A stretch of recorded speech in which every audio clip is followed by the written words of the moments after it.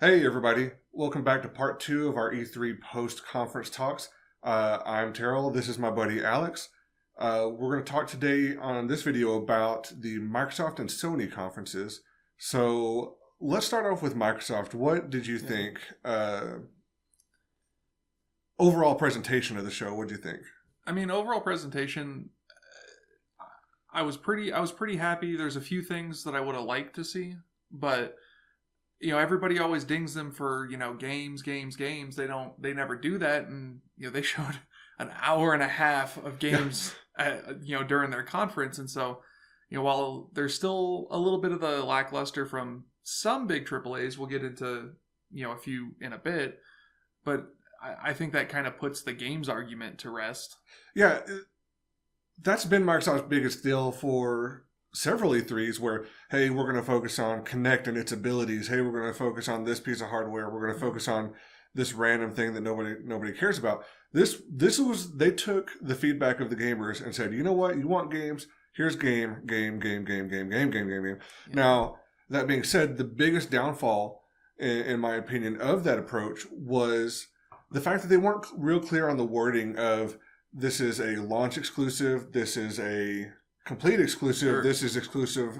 Yeah, console launch exclusive or console exclusive, and console launch exclusive on many of the games apparently means timed exclusive, but I'm still not 100% clear on a few of them where they say one outlet will say it's exclusive, and then the developer's like, no, like we're working on it. We have no idea when it'll come to, say PlayStation, but there's like no set plans for it right now. And so it muddies the waters a little bit. I wish it would have just either been console exclusive or used timed exclusive. Everybody knows what that means. Yeah. Why not use the terminology that's very clear instead of something that's kind of like, you sit there and scratch your head for a second and go, okay, what exactly does that mean? How?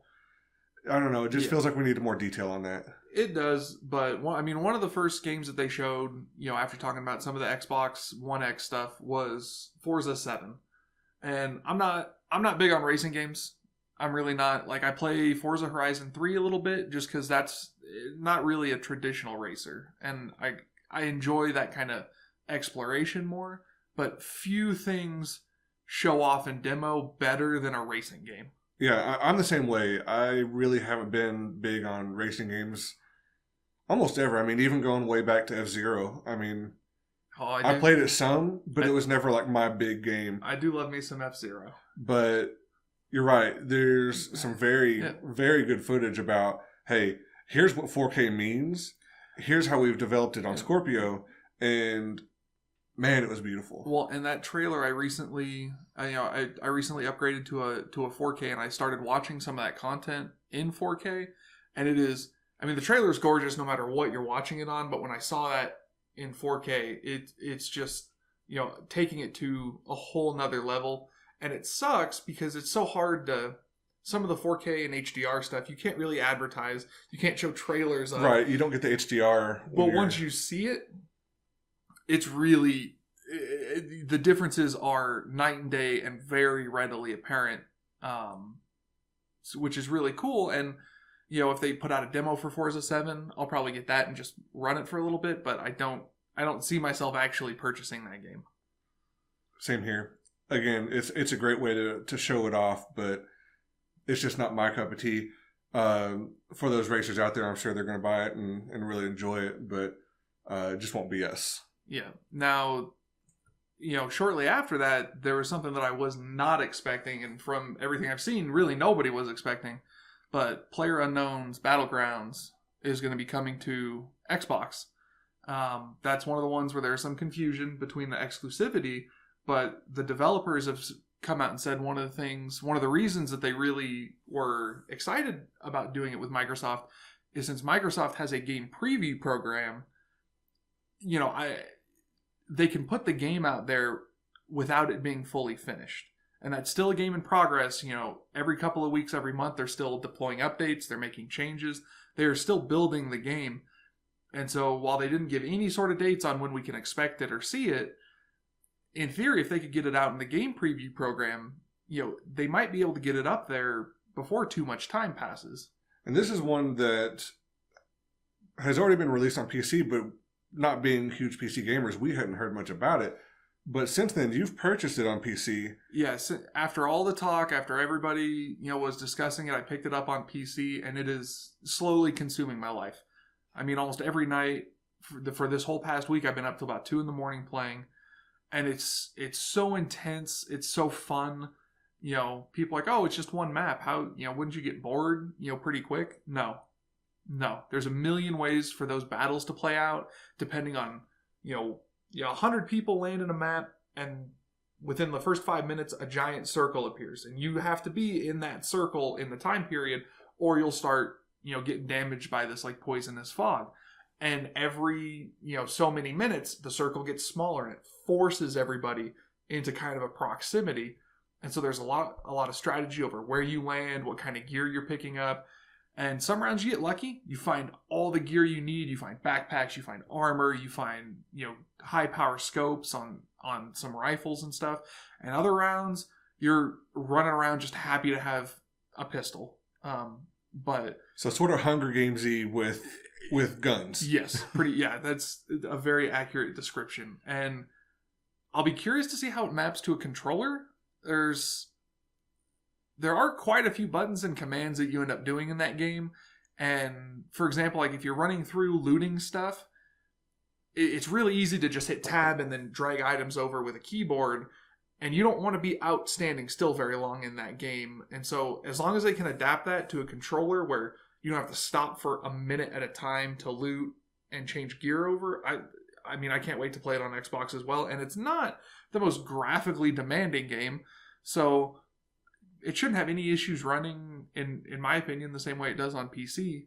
And so I'll be very curious when we get actual release dates and when we see when it's actually coming to Xbox, because I don't have too many people on PC, but just about everyone I've talked to on Xbox is really excited to hop into that. Yeah, I'm thirsty for kind of a new battle type, so I think it'll be interesting to watch watch it play out. This is going to kind of combine a few games into kind of one kind of overarching section, and it's some of the indie titles that they showed. And there was a ton. If you want to see the trailers for all of them, go look it up on the Microsoft conference, but there is a ton. Yeah. And so, I mean, some of the standout ones to me, you have games like Last Night. It kind of looks like a 16-bit Blade Runner type of game with like I think they call it a 2.5D backdrop. They didn't show hardly anything of the game, but that one trailer alone, I mean, that one really piqued my interests. One of the ones after that, and I think it won several E3 awards, was The Artful Escape. It's kind of like a platformer, but your character's like playing guitar as he's jumping around, making music. It just looked like a lot of fun. And been described as acid trip segments. Yeah. And then really quick, and we'll dive into the games, but then you had Ori and the Will of the Wisps, and I've been playing through the first Ori, and that game is incredible. It's very emotional, very moving. It's a gorgeous game, and I'm sure the second one's going to follow right in its footsteps. You have a game called Tacoma, and then Cuphead finally is going to be released after years, it feels like, of waiting. Well, after the first announcement of it, to be honest, I had completely forgotten about it. I forgot everything about it. I forgot that it was even a thing. Yeah. So when they brought it up, I was kind of scratching my head. But once I realized, oh, we've seen this before, or at least a rough announcement of it. Yes. It does look pretty cool. The fact that it's sort of an adult-themed game with super retro graphics. Yeah, it's like seeing like a 1930s cartoon brought to life. And all of these games, one of the things that I'm really excited about is, as an adult, I have a job, I have a wife, I have a kid. I can't always dedicate 80, 100, 200 hours to a game. Right. It gets really hard to make those kind of time investments. But a lot of these smaller games, 2, 3, 4 hours long, and you can get a full story start to finish. And some of them have been the most impactful games that I've ever played. You play the first 10 minutes of Firewatch, and you're going to find out a lot about who you are as a person. And it does in 10 minutes what a lot of games can't do in full-fledged campaigns. And that's kind of where indie games really specialize, is being able to draw you in such a short period of time and tell an amazing story. And that's sometimes a lot of times we miss on some of the big AAA titles. So, yeah, I'm curious to see what Cuphead has to bring in terms of story, mechanics, and playability. Yeah, and with all those other ones, there should be no shortage of indies there. It's kind of pivoting a little bit from that back to the AAA segment, but Shadow of War is the new Lord of the Rings game, and I didn't play Shadow of Mordor. I didn't really have a desire to. I've heard that their Nemesis system was really cool, and there were some cool mechanics and systems in that game, but nothing really drew me in, and up until E3, nothing had really drawn me into the sequel until I saw gameplay. Yeah, and I'm the same way. I've never played any of the Lord of the Rings games because honestly, they've just never looked that great. Yeah. But the trailer for this, just the humor alone in it kind of makes it one of those things where it's like, okay, now I'm curious. You've got my attention, and I'm curious to see as more trailers come out if that was just a one-time fluke or if it's going to be continuous through the game. But the way they had that orc. Yeah, the Uruk dude who was like, oh, I don't care. Just ripping spines is ripping spines. Yeah, I hope that kind of humor and that the mechanic of being able to switch them over. And that character following him through to like assaulting a fortress and stuff. And if there's more, and they don't necessarily maybe have to be humorous characters, but if there's those kind of unique personalities where it's not just War Master Orc 13. Right. Like, that carries through that game, that's really intriguing to me, and I do have, it has piqued my interest, and I do really want to give that game a shot now. Yeah, it seems like it has the potential to be sort of like the Fallout companions, but a little bit more unique in how each one plays versus just they have their own gun. Yes. Yes. So I'm really curious to see more footage from that game, and I hope that future trailers don't disappoint. Yes, based on the expectation that they've now set for it. And then another one that kind of caught me a little bit by surprise, I didn't know what it was initially at first, was the new Metro game, Metro Exodus. Now, I never played the first one, so I don't have a frame of reference for it. I have watched gameplay for some of the Metro Redux stuff and like Last Light and stuff that had come out previously. I'd never really gotten into those games, but this one looks so beautiful. So gorgeous. It looks like they paid a lot of attention to detail graphically to make sure that it was like visually stunning. Yeah, now how much of that was set up for, just an E3 trailer, and how much of that is going to happen in the final build of the game? And if the final build of the game looks anywhere close to what we saw, I mean that looks pretty interesting. I'm a little burnt out on kind of post-apocalyptic games. Yeah, me too. But but if you can give us a new angle on it, or like some sort of new mechanic, you could maybe draw us in. But it's got to be pretty good. I'm keeping my eye on it. Yeah. So again, something else we want to see more trailers for. See some maybe some more in-game footage. I want some longer gameplay chunks. Yeah. I think is what's really going to tell me if I'm going to want to play that game or not. And closer to the final builds and stuff of the game. I mean, after that, we finally got to see more Crackdown, and I wasn't expecting Terry Crews to be there when Terry Crews announced that he was gonna be a part of E3 in some shape or form. I was like, oh, we're finally gonna have a Doomfist announcement for Overwatch. Awesome, it's gonna happen. I was not expecting to see him in a trailer for Crackdown.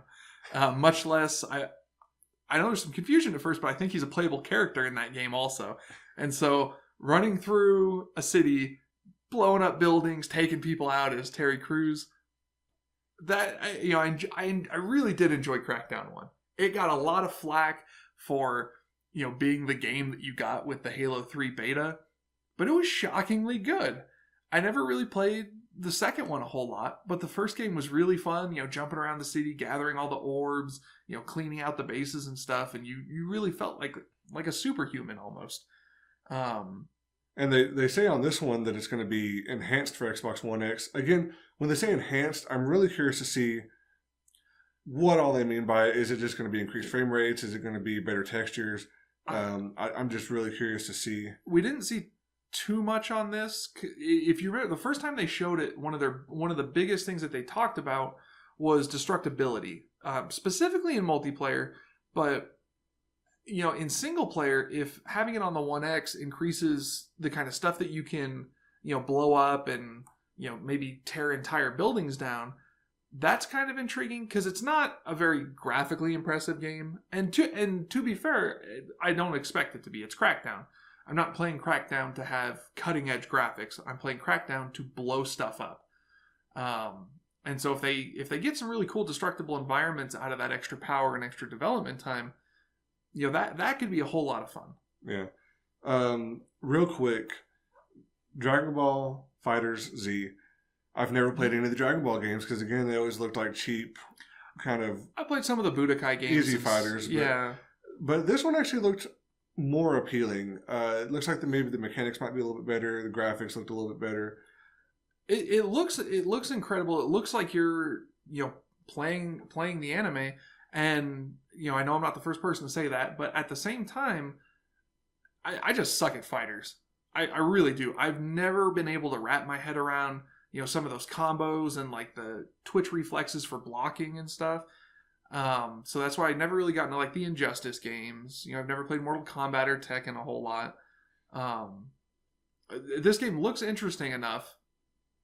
Maybe once it goes on sale, I'll look at it. Yeah, it's definitely not going to be something that I'm pre-ordering, getting day one, but it seems like people were more excited for that than some of the established franchises of like Marvel vs. Capcom Infinite, and for a fighter to just come in and dethrone or apparently dethrone one of the champion like fighters, that's not an easy thing to do. And so if they pull that off for the people that enjoy fighters, I think it's going to be a really good game. Just kind of the same vein as Forza.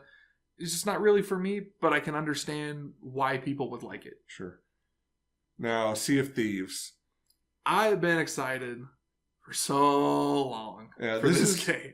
This is one that I when I first looked at it, I looked at it as, would I want to jump in and play this by myself online? And the answer is no. It really doesn't look that interesting that way. It's similar to Destiny. But that's something that once Alex started talking to me about it, jumping in with a group of a party of 5 or whatever, and looting and plundering and going on missions. It seems like it could be really entertaining. I think that might be some good like Twitch streaming, maybe some good clips that people upload. I'm curious. Yeah, everybody gets together on a Friday, Saturday night or something. Maybe you don't want to go into some hyper competitive, edge of your seat game. This seems like something where everyone could relax, maybe be drinking in real life. You're wandering around doing pirate stuff, getting into shenanigans. It seems like it has all the parts there to just have, a lot of unforgettable experiences with your team and your ship and your crew. I don't know if they're going to do a beta or anything for it. I was disappointed that it wasn't coming out this year.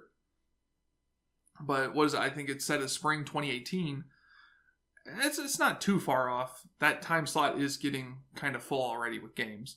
But yeah, it seemed like there was a lot more for 2018 than I expected. Yes, from the C3.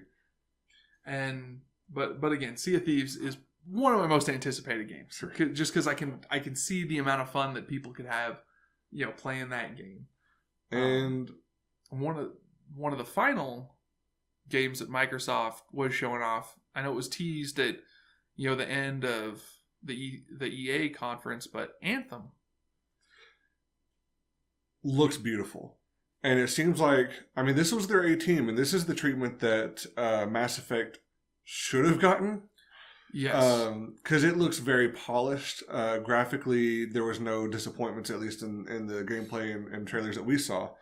But it does look like it has a lot of components from Mass Effect, and maybe just kind of a different take on the character mechanics and stuff. But and for them to show so much gameplay at this stage, I mean, there's that one initial trailer, but for them to show that kind of chunk of gameplay instead of just cinematic trailer after cinematic which trailer, is what we usually see at this point, is just a ton of cinematics. That gives me a lot of confidence in the game. And I know Digital Foundry went back through and looked at it, and it is, checkerboard rendering in 4K, so it's it's an upscaled 4K picture, and so on some of the edges when you're moving really quickly, you'll get some really minor artifacting. So we'll see if it ends up being native 4K on the Xbox One X, but they have a lot of time to optimize it, and if that's the quality they're showing out of their very first build and stuff that they're showing off to everyone, I mean it looked gorgeous regardless. Yeah, it did. And again, I want to see a little bit more. This is one of those where it's a little bit strange, because now I actually want to see a little bit more cinematic to see a little bit of the story arc. Overall, though, I was really impressed with how they presented it and the footage. So was I. The only thing that it's not even about the game; it was more the reaction of the game. You get some people that always want to divide the community and make people pick sides, and they're like, well, I'm not going to play Destiny anymore after this, or or pick a side. No, you can play more than one game. And I mean, we've always done that. We switch back and forth. Maybe we're playing Call of Duty. Maybe we're playing Destiny. Maybe we're playing Rainbow Six. You don't have to pick a side.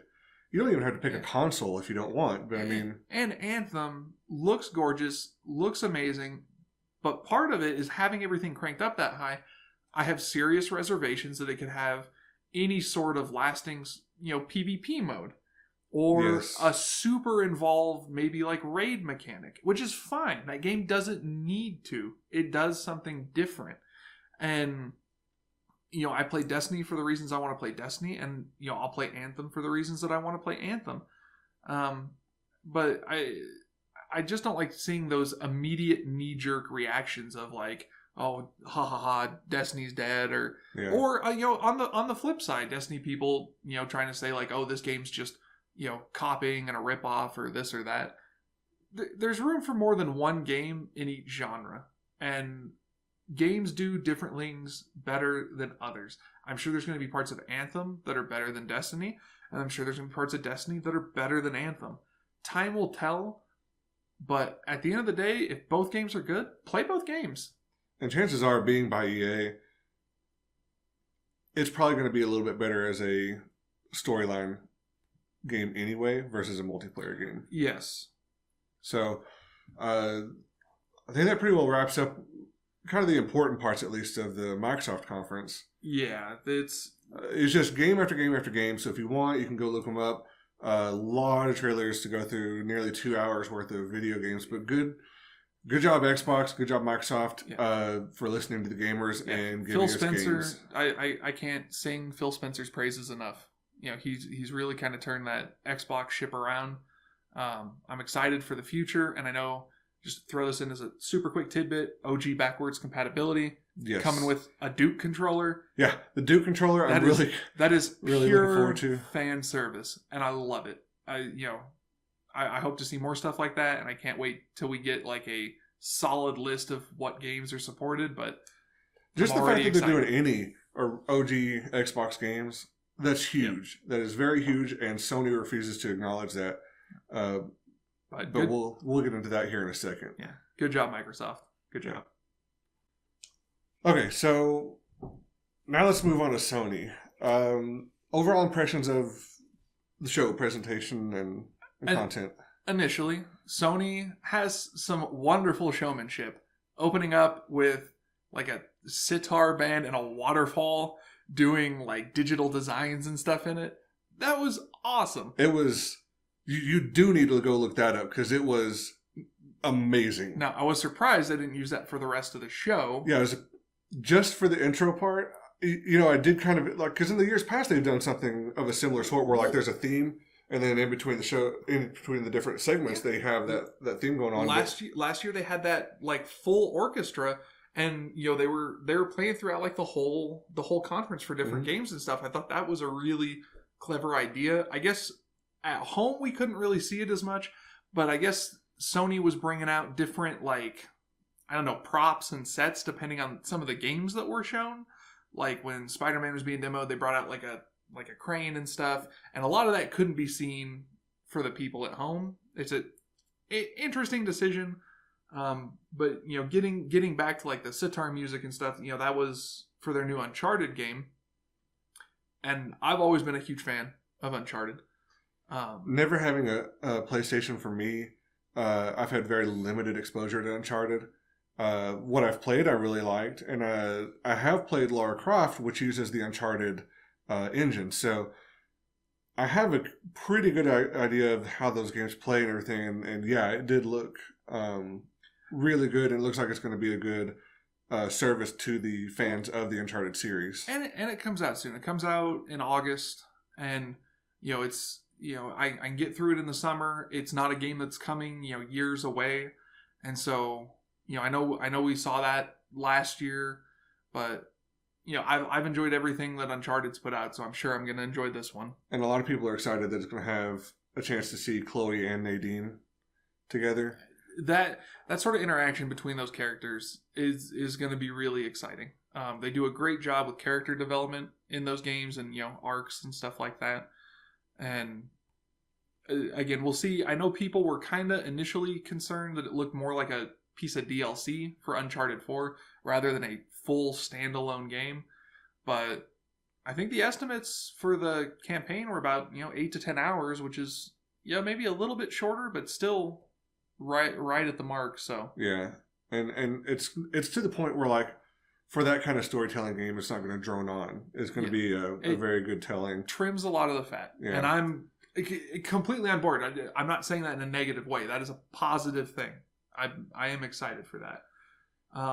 One of the next games they showed was Days Gone, and had it been a few years ago, I think I'd be more excited about it, because it's that post-apocalyptic, like, zombies are getting a little old, and now unless you're one of the already established franchises for zombies, like Left 4 Dead, or The Last of Us. The Last of Us, I was surprised that Sony was kind of pushing forward with AAA zombie games after The Last of Us, because,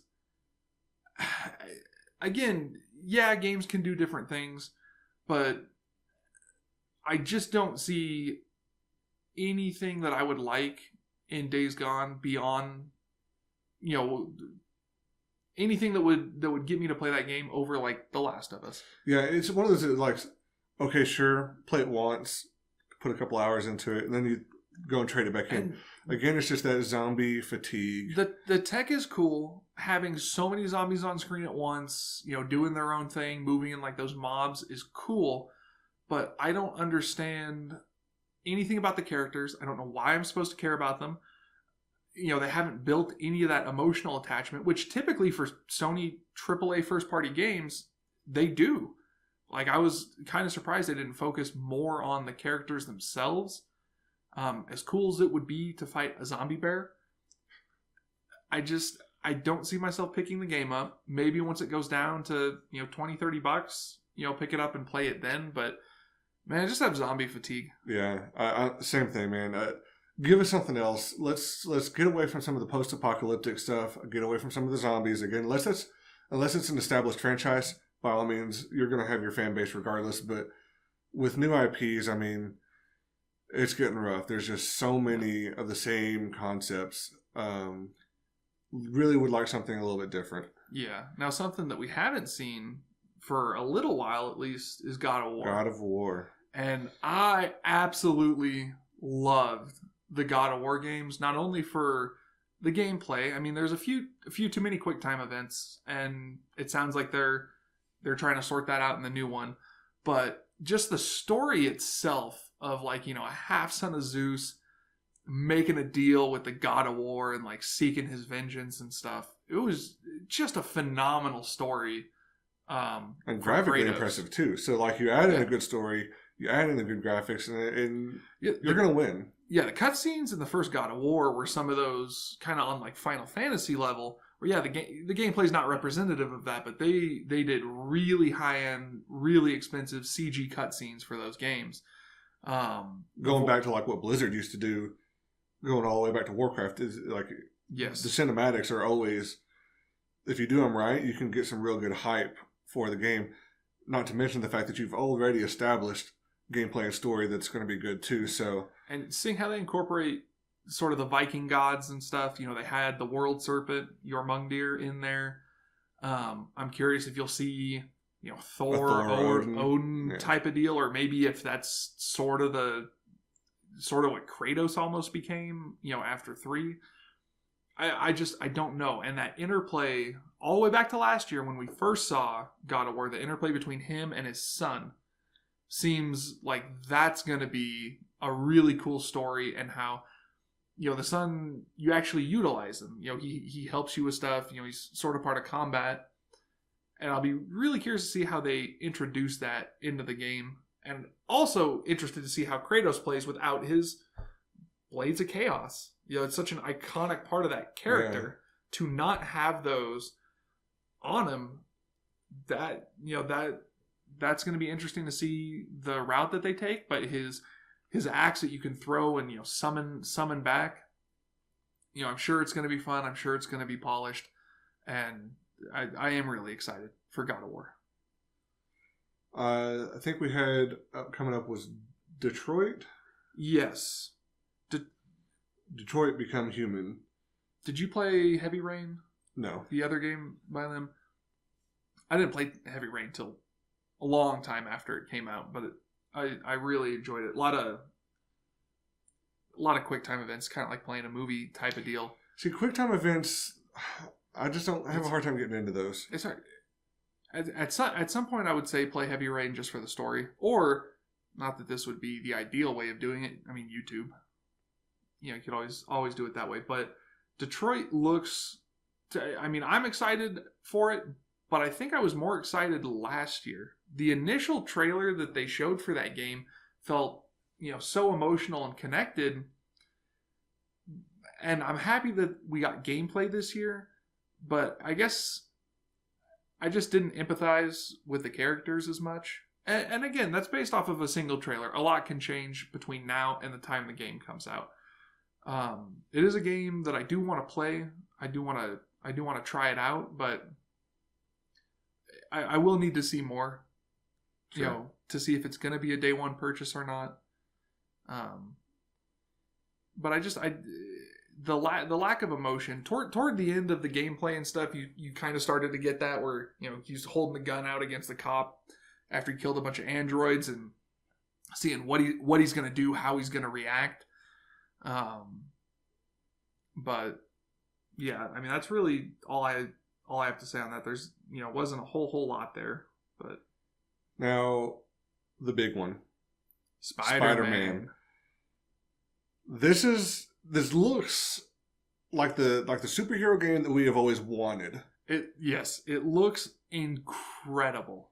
It looks like they've really upped the mechanics to be really tailored to what Spider-Man can do, and God, it just looks so good. It does, and some people's concern. I know we've been on this topic a lot with some of the Sony stuff, but some people's concern is there was a lot of quick time events, and the developers came out and were very straightforward, saying, yeah, there's going to be some scripted scenes. That's the only way to incorporate that kind of action. Right. And if everything was just 100% free roam, you can't have those kind of scenarios. But he said the majority of the game is not going to be set up that way. And that was confirmed with some of the people that had the behind closed doors look. Yes. They said it's not as prevalent as it appeared in the trailer. So that's good news, because again, quick time events kind of tire me out after a bit. But man, like the boss fights, stuff like that, it looked amazing. That looks awesome. The character development, having that teaser of Miles Morales there, and seeing how all that interplay is going to work is going to be kind of cool. And I think they said that you're not, it's not another origin story. Spider-Man has been Spider-Man for a while. I can't remember exactly how long, but I think it was like 6 to 8 years he's used to doing what he's doing. Yeah. And that's another thing that we've had an overabundance of in the last few years when it comes to movies and games. So many, let's go back and redo an origin story. We're going to reboot this. No, who cares how his origin started? Because you've heard it a million times from a million different sources. Yes. Let's get into, he has been there for a while. He knows his powers. He knows what he's doing. I think that's a really refreshing thing. I'm just tired of some of the reboots and origin stories. So I really like where this is headed. Yeah, we'll see more as that comes out. I mean, there wasn't a whole lot. I was a little bit surprised at Sony. I thought they were going to have, a bit more. I know they had kind of a compilation of some PlayStation VR games. There was only a couple that kind of stood out to me. Well, and here's the problem I have with a lot of their VR is, why do we care about a Skyrim VR? Why do we care about a Fallout 4 VR? Games that have been released several years ago, I don't want to buy it again just to have a VR experience. Now, if it came out roughly the same time... And if there's the option, and I know this isn't Sony, this is more on the game dev side, but if you own the game, there needs to be an option to add the VR functionality in. I understand with a game like Fallout or something, or Doom, where maybe that wasn't initially something they thought about. That's a lot of work that goes into that. And even if you have to spend a little bit of money to do that, that's fine. But now I got to buy an entirely new game if I want to have that VR experience. Make it a $20 patch or a $30 patch or something like that to just kind of lessen the hit. And, again, this far after the games have come out, Fallout, I put so much time into, I don't really have a desire to go back, whether it's in VR or not. Right. Same here. I mean, I've done the DLC. I'm done with it. But Doom does have me. Doom is a little bit different because it's an in-your-face shooter that can provide a different experience than spending 100 hours questing and doing that kind of thing. So, Doom, okay. Doom's going to be intense. Doom's going to be a really, really intense game to play in VR. Yeah. So that's the one kind of out of what they announced. Now, they didn't talk about it, but one of the VRs that I would like to get my hands on is Star Trek Bridge Crew. But again, here's the problem with that. Is it looks like you really, kind of like Sea of Thieves, it seems like you need your crew to get the best experience out of it. Yes. So the problem with that is you got a $400 PlayStation Pro, you have a $500 VR, $900 to play one game. I'm not going to do it. I would love to play it. I would love to have it, but I don't $900 want to play it. Yeah. So. Yeah, but I mean, the VR stuff keeps getting better and better. Hopefully we see some sort of iteration or, maybe some price drops on some of that stuff. Because, people give Xbox One X a bunch of grief for costing, but, you're spending $500 on a peripheral to play a small handful of games. And let's be honest, half of those games you don't really want to play. Yeah, well, and a lot of them are done fairly quickly, 20, 30 minutes. You get everything out of them that you want to get out of them. And keep in mind, I'm in one of those people. I had a PlayStation VR. I played Job Simulator. I played Batman. I played all the little demos and the, jumping down in the Shark Tank.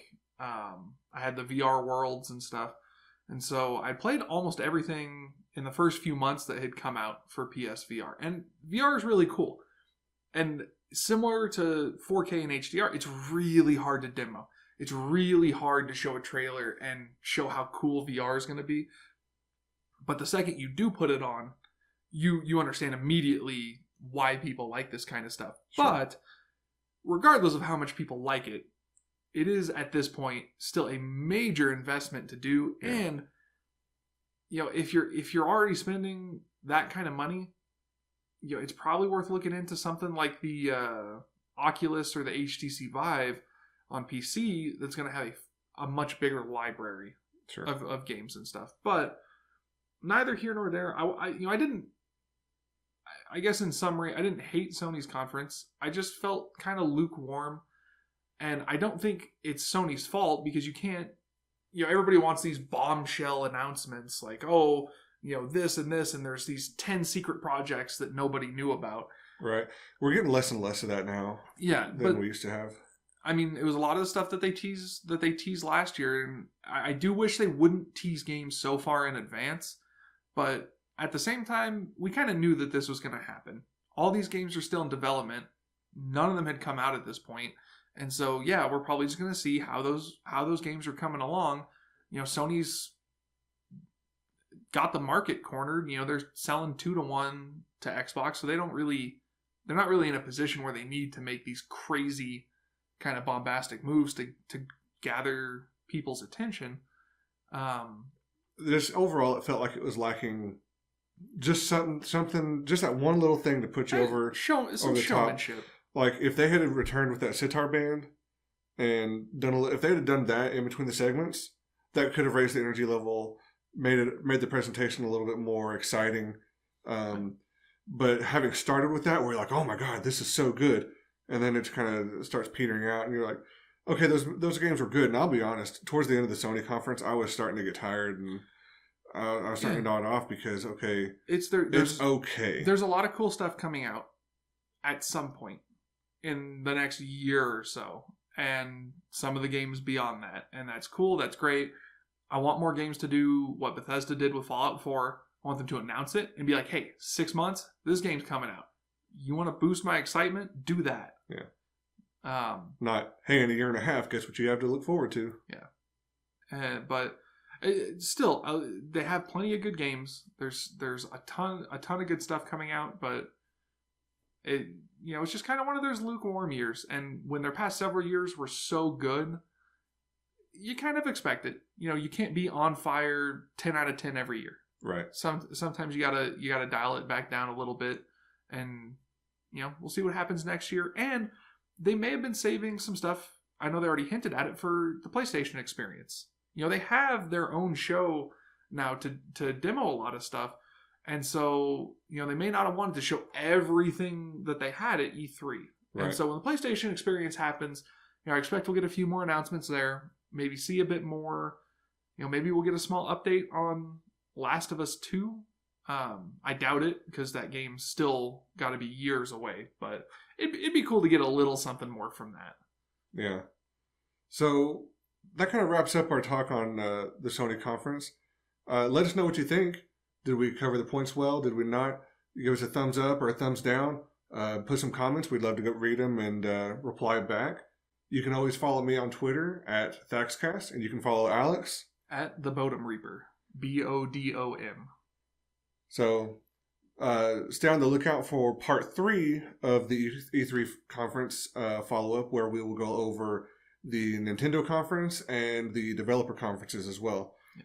So thank you again for stopping by and going over it. Yeah, thanks for having me. Have a good one.